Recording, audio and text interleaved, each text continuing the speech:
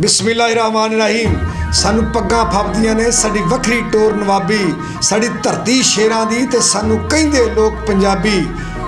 मैं तुहाडा नमाना पंजाबी सेवक असगर पहलवान Rehmani, international Punjabi sports commentator. Punjabi खेडां दी कमेंटरी करके सारी जिंदगी सेवा की।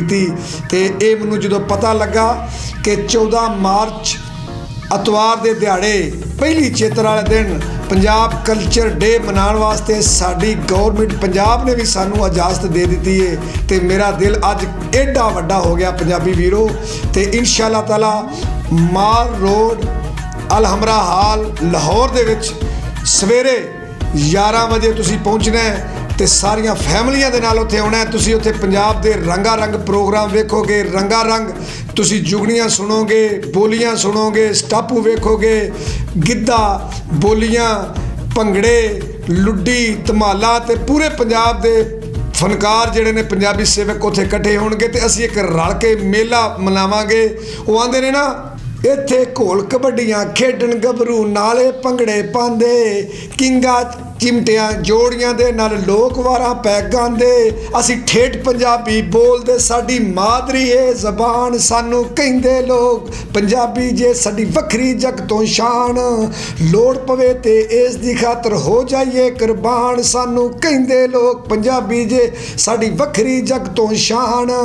जनाब पंजाबी कल्चर के हवाले नाल तुहाडे वास्ते बहुत चंगे चंगे गाने जिहड़े ने वो असी तैयार कीते ने। मैनूं उम्मीद है कि साडी आउण वाली पीढ़ी जिहड़ी है वो खुशी दे नाल, बड़े फखर दे नाल जिथे भी बैठणगे पंजाबी बोलणगे, सारे पंजाबी सेवक इकट्ठे होणगे ते सारे दोस्त उत्थे हुम हमा के आवो। फसलां रौणक लाइयां इत्थे थोड़ा कोई ना रहियां, कणक कमाद ते नरमा यारो नाले दिसण मकइयां। हर पासे हरियाली दिसे मौजा करन किसान, सोना मेरा देश है जिसदी वखरी लोको शान। ते उत्थे मिलने आ जी 14 मार्च पहली चेतर नूं सवेरे 11 बजे अलहमरा हाल लाहौर दे विच मिलने आ ते रल के भंगड़े लुड्डियां पाने आ। रब राखा।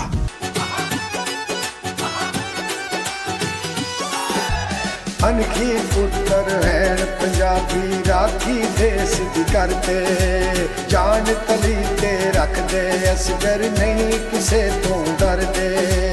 देश अपने दी खातर डोगर हो जाते कुर्बान, सोना देश पंजाब साडा है वखरी इस दी शान। सोना देश पंजाब साडा है वखरी इस दी शान।